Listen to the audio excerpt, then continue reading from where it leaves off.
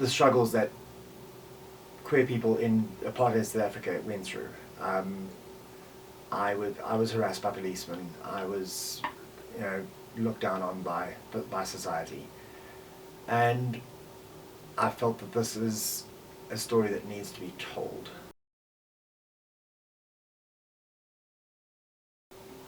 My name is NJ Hourquebie. I am a software developer, and I have a podcast that focuses on the LGBTQ community, true crime that affects our community. I am playing the role of Prisoner 1. I related to this because when I came out, that was in 1994, I was a matric, and I never received call-up papers. But all of a sudden I got a letter from the government saying, listen, you need to submit your call-up papers. You haven't, and if you don't, you're going to be arrested. And so I said, well, send them to me. And they just never did.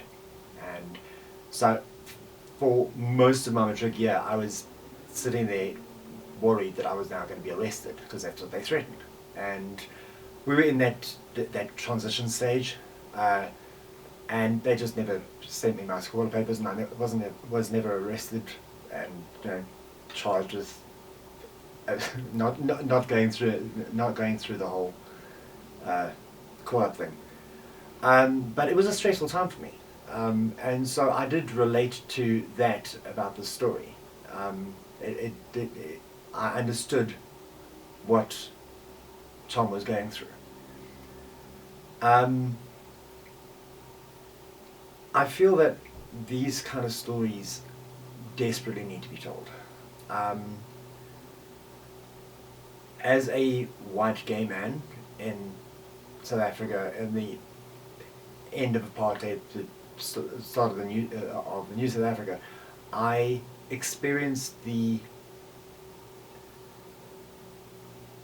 struggles that queer people in apartheid South Africa went through. I was harassed by policemen. I was, looked down on by society, and I felt that this is a story that needs to be told. When I heard about this, I submitted, I think it was 4 audition pieces, tried out for 4 different roles, none of which were the prisoner. I tried out for much older roles, and but I felt that this was the role that I was destined to have, because I could relate to it. I've always been an obnoxious little so-and-so, so I did relate to Prisoner 1, because he is anti-authoritarian. He has no time for people. He will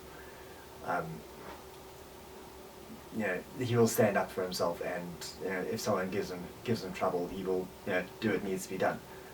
And I related to that. I really felt that it was a role that I could see myself in, and the fact that he, as a straight guy, took this young boy under his wing and protected him, that is very me. I really feel that is something that I would have done.